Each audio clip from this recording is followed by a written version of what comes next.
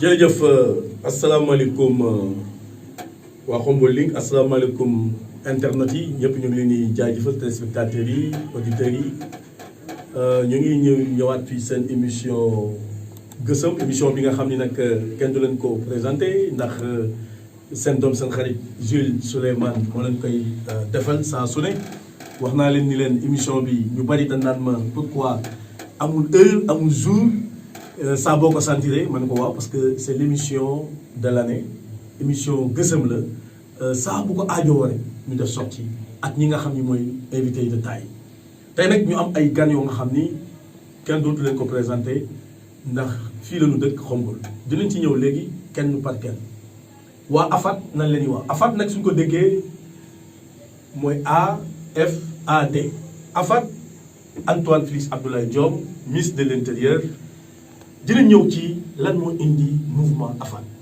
dinañ ñëw ci waxtaan yu yaatu dinañ ñëw ci ki nga xam ni moom moo leen ko tuddee le ministre de l'intérieur ñi nga fi nekkal coordonnateur bi ci bopp bi mi ngi sama ndijoor mu ngi sama càmmoñ excuse-moi muy Malwade le coordonnateur dinañ ko bàyyi mu nuyoog askan wi ñëw si Saliou Mbaye mi nga xam ni moom moo yor logique bi ñu koy wax Zal Thiam ak ki yor ci communication bi te nga xam ni moo remplacé Jules Souleymane ci AFAT muy Serigne Naël ak ki nga xam ne aussi moom mooy Bintou Camara nga xam ne les Amazones la fi toogal les Amazones nag suñ ko waxee bopp ba kacca bopp ba di Fifi Gaye ñu ngi koy nuyu de passage suñu waxee les Amazones les Linguères ñu ngi fi ndeykee dañ nekk sa bopp ba maanaam loolu yëpp suñ ko waxee lépp AFAT la Antoine Félix Abdoulaye Diome branché rek la benn garab la bu tudd AFAT ay branche génn ci mouvement ànd jàppale les Amazones les Linguères kon mbokk yi ñu jox le coordonnateur mu nuyoog askan salaamaaleykum. waaleykum salaam Souleymane. maam ñu bàyyi la ngeen doon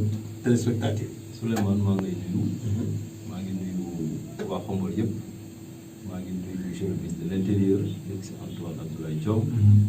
maa ngi nuyu waa Khombole yëpp. maa ngi nuyu les membres de AFAT. di ko commencé ci ñoo fi àndal tey di Saliou Thiam vice coordonnateur chargé de la logistique. Serigne Naël, le chargé de la communication, Bintou Camara, pour représenter les Amazones de AFAT. te ki nekk si bopp bi di ko waxee léegi Fifi Gaye di koy nuyu de passage. merci maa ngi nuyu comme ni ma ko waxee waa Khombole yëpp. di ziar ñëpp di kontaan si ñëpp di ñaanal nit ñi jàmm di ñaan yàlla defal jàmm. jaajëf salaamaaleykum. Jules maaleykum salaam. ñu bàyyi la nga nuyu. waaw Jules maa ngi lay nuyu di nuyu waa Khombole Link yëpp waaw man la Bintou Camara membre de AFAT représente fii Fifi Gaye les Amazones du ministre de l'intérieur. d'accord yaay secrétaire général bi. waaw je suis la secrétaire générale. les Amazones pourquoi les Amazones. waaw dañ ko créé le 24 février 2022 lañ ko créé. non waxuma la date bi de dama ne pourquoi. mais les Amazones. dañ ko doon élargir rek bëggoon koo élargir. moo tax ñu def les Amazones. ok am na tamit les Linguères. d'accord merci salaamaaleykum Serigne Naël. waaw Jules maa ngi lay nuyu. di nuyu waa Khombole Link. di kontaan ci dal bi ngeen ñu dalal fi tey. jërëjëf bu baax a baax. merci. waaye balaa loolu tamit dañuy ñaanal sunu mag bi nga xam moom lañ jógee léegi entraînement muy soxna Soda Mar. ñu fi jógee léegi di ñaan yàlla suñu borom. xare ko àjjana. amiin di ko masawu famille bépp nga xam ne ñoom la fi bàyyi. di masawu tamit sama frère yi nga xamante ay rakkam lan. ay Mamadou Leymar ak gars yi nga xam ñoom ñëpp ñoom lañu àndal. di ñaan yàlla suñu borom daal yërëm ko xare ko àjjana. di leen wax ne AFAT mi ngi nii ñu ngi leen di déglu rek comme Khombole Link mi nga xamante ni saa su ne mooy gësam. waaw tey jii mu dal ñu war a waxtaanee rek ci actualité yi nga xamante ni moom la Khombole AFAT bi nga xam ne moo nekk Khombole di defal incha allah. ok Saliou Thiam. salaamaaleykum Sall. salaamaaleykum Souleymane ñu ngi lay nuyu ci la jox sa wàccuwaay. di nuyu soxna Fatou Fall bu baax. waa Khombole Link yëpp. di wax lii nii moom macha allah ñu ngi leen di sant di leen gërëm ci invitation bi merci. ok mais monsieur le coordinateur Malwade léegi ñu dugg ci waxtaan wi dëgg AFAT création bi maanaam pourquoi lan moo indi ànd jàppale maanaam toog ba saa gi rek ñu dégg ànd jàppale mu am picc muy naaw donc yeewate lan moo indi loolu. waaw maa ngi leen di nuyu Souleymane maa ngi lay remercier ci question bi c'est intéressant en fait lu ko indi ànd jàppale Antoine mooy au lendemain de la nomination de monsieur Antoine Félix Abdoulaye Diome au ministère de l'Intérieur surtout ñun waa Khombole n'est-ce pas ñu xalaatoon ni. da nga yëkkati kàddu gi parce que xam naa gars yi dinañ ne mais le coordinateur lan la. da nga naan lu la wala. war nañ ko c'est ça war nañ ko mën a jàppale. waaw moo tax ñu nii avant kenn di ko xalaat. ñun waa Khombole ñoo war a jóg nekk ci ginnaawam jàppale ko parce que nit ku nekk laaj na boo bëgg nga boo nekkee dara am ñoo xam ci ñooy nekk sa ginnaaw n'est-ce pas. jàppale bi c'est-à-dire jàppale bi laajoon naa leen ko boo fàttali ko nga indi ci benn réponse mais réponse boobu doyugul parce que ñu bari nee nañu ba tey réponse bi des na lan moo indi jàppale bi maanaam moom Antoine Diome en tant que ministre de l'Intérieur ñu ngi ko nuyu de passage naka lan la lu tax ngeen koy jàppale lan lay def lan la bëgg lan lay ut ba ngeen koy jàppale. je vous remercie yaakaar naa ni Jules nit ku nekk bu ñu la falee même bu doon chef de quartier laaj na nga am ñoo xamante ni ñooy des sa ginnaaw di nga comme ni mu waxee di nga jàppale si communication di nga jàpp ñun nag li ñu andi gën a andi mooy ici au niveau de Khombole li nga xamante ni war na koo mën a def Khombole ak environ. waaw non loolu dinañ ci ñëw xam nga émission dafa am. jàppale bi di naan 1 2 3 4. bëggoon nañu nga wax nu création bi tax nga wax nga ko nee nga bañ ko falee la lan demee nga ci ngeen ci xalaat léegi vraiment dañoo bëggoon rek nga wax nu très rapidement jàppale bi ci naka ngeen koy jàppale loolu rek la après man dinaa ñëw ci Zal parce que dina am complément bu muy indi xam naa. waaw mooy li ma wax rek mooy xalaat yi comme moom li koy yan dafa diis nga xamante ni bu nekkee bureau n'est-ce pas li muy liggéey dina bëri. yàlla mën na dem ba mu am lu mu waroon a def defu ko n'est-ce pas. loolu moo indi ànd jàppale bi bu ko defee ñu. mu am lu waroon def ko. mu am loo xamante ni waroon na ko def fu mel ni Khombole wala feneen te xelam mën na am mu fàtte ko. wala dara ñu koy fàttali. di ko wax lii ak di waru ko war ñu ci dimbali woon ñii ak ñii am nañ lii problème. parce que yow yaa ma gën a xam ne li mu yàlla dafa diis. waaw n'est-ce pas donc bu ci bëggee boole yenn problème yi mën na yàlla mën na dem mu dem ba fàtte dara te bëggoon na ko def n'est-ce pas surtout ñun loolu moo taxoon. ni na jóg ànd jàppale ko n'est-ce pas topp si ginnaawam aussi di ko liggéeyal te lépp loo xamante ni ci la ñuy yëngu moom la koy defal n'est-ce pas. ok merci coordinateur mais chargé de la communication. man mënoo wax l'historique de AFAT historique bi.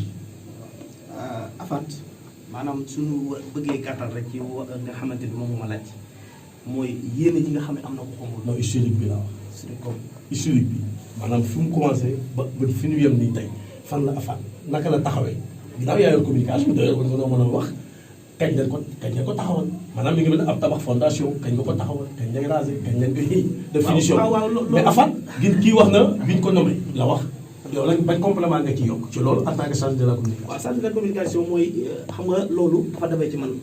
daf la dabee yow ndax yow loolu yaa ko yoroon. ah bon waaw ndax yaa ko yoroon. maa ko yoroon même dama ko joxe. sàng sa présentation nga ko léegi. waaw non xam nga da nga dem ba da nga chargé wu. ah d'accord nga chargé ma man mi nga xam ne am naa temps peut-être ci wax ci. ku nga chargé ma. waaw yow yaa chargé nga jox ma communication bi loolu moo tax. loolu faaw ma faaye ji ngir maa sànq présentation bi nee nga maa ko neel man la remplacé léegi yow yaa xamoon fondement bi yow yaa war a wax fondement bi. ok teg sa baaraam émission bi neex na xaar c'est gësama c'est gësam. waaw c'est normal mais Zal yow nag historique bi je crois que mën nga nu ko wax quoi naka la taxawee ñun ñu déglu Zal naka la AFAT taxawee. waaw andi jàppale. waaw Gilles ñu ngi lay remercier waat ci question bi am na solo. trop parce que mbir moom boo si nekkee jàpp naa ni. le micro. comme tout un chacun. war ngaa xam exactement lan moo ko sax. lan moo tax aussi mu ñu créé. waaw te loolu dafa am importance ci mbir mi. ba tax na. waaw ba tax na loolu day question boo xamante si ni. ñu bare dañu koy laaj. lan moo si ñu bari dañuy laaj lan fan la ànd jàppale sosoo ak ñan ñoo ko initié. C'est ça. du genre yooyu xam nga question yooyu day ñëwaat à chaque fois. parce que tamit ànd jàppale dootul ànd jàppale bu ndaw parce que ku ne jaar na ci. wax dëgg na yàlla.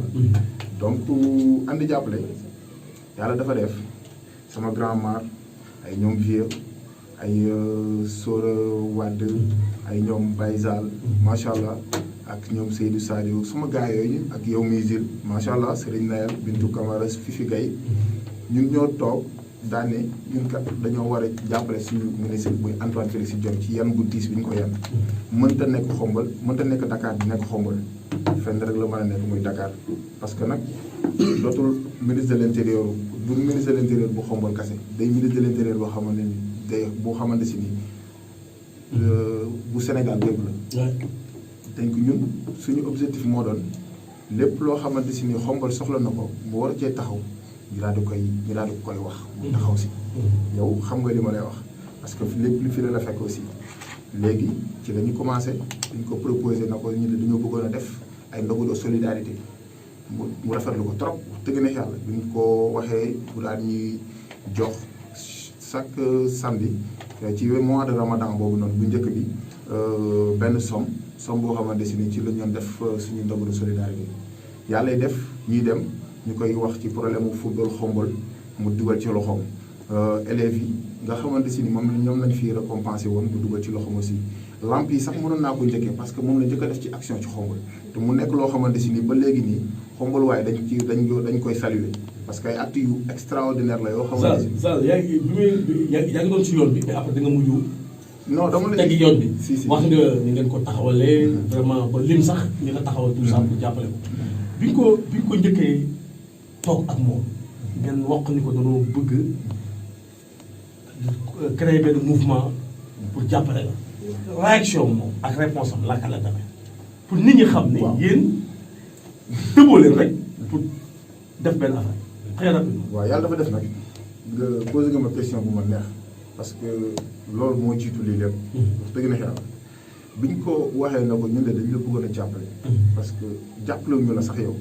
wallaay la si lii lañ ko wax dañu ko ñun sax du jàppale la quoi ju comme jàppale yi parce que ñun amuñu lu ñu lay jàppale parce que yow bon yàlla dimbali na la ba yow li nga am yoruñu ko mais ñun lenn la ñu mën a jàppale ñu jàppale la pour nga jàppale xombal wallaay la si bi ñu ko waxee loolu kontaan ndax nee na moom xalaatul woon ne un jour viendra ay xombal waa dinañ ñëw wax ko lu mel noonu mënuñu nag je suis avec vous lépp loo leen di def man dinaa ci taxaw lépp loo leen mu proposé aussi su ma ko mënee dinaa ci def tal après nag ci lañ ñëw def ba une mobilisation waxtaan ak xombaluwaay dem ci quartier yi ci groupement famille kenn ku ci nekk ñu dem ci yow waxtaan ak yow wax la ne leen Antoine Félix Diome doomu xombal la yoon la nit ñi xam ko parce que la majeure partie dégg nañ ne Antoine ministre de l'intérieur la xombal la dëkk mais xamuñu ko woon réellement.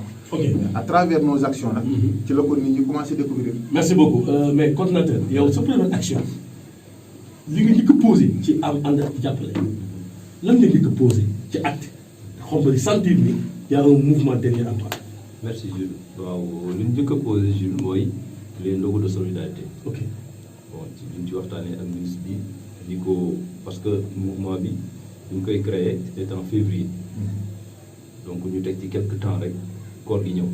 ok ñu proposé ko ni ko est-ce que duñu mën a def ay ndogu de solidarité pour la population mu ni loolu man sama affaire la sax d'ailleurs man loolu dama ci sawar a yëngatu bon ci la commencé comme ni daal wax di chaque durant tout le mois 4 semaines yëpp semaine bu jot mu dimbalee ñu dara ñu organiser ko benn ndogu def nañ ko au niveau du garage def ko au niveau terrain basket Gandiol def ko au niveau Anen ci seen Ndekere def ko au niveau du marché boobu acte la njëkk a posé. acte boobu la njëkk a posé. vraiment ba nga ko posé évaluation bi ci def loo ci tiire. waaw ngay évaluer activité boobu lan la la jox pour nga nekk sa kanam pour nga mën a am ay perspectives. liñ ci njëkk a mooy satisfaction bi. ok parce que est-ce que population bi sentiroon na ni c'est le mouvement AFAD ci boppam moom mooy organiser li nga xam moom mooy ndogu solidarité. waaw liñ ci njëkk a gis kii mooy satisfaction bi mooy population bi gis nañ ci seen bopp. waaw population bi gis nañ ci parce que nit bu wooree ba weeru koor ba ngoon jot mu fekk si benn lieu nga war a xalaat yow looy dogoo ak yu demee noonu far doog fekk la fa indi posé ak acte boobu day daal di nekk loo xamante ni day daal di nekk loo xamante ni sant yàlla lay doon moom tamit bi bu ngoon chaque fois bu ngoon jotee danaan vraiment li ngeen def rafet na trop quoi. rafet na quoi apprécier ko. ok xam nga mu daal di nekk loo xamante ni aussi xombal waaye xam na ni aussi am na ñu nekk ci ginnaaw ministre bi. ok di ko liggéeyal. mu nekk un élan. élan boo xamante ni ci la ñu jógee nag xoolaat suñu bopp xam ni lii moom warul des ginnaaw warul toog dafa war a jug rek quoi. mën nga wax ñaata at ngeen am exister seen existence. suñu existence votre existence.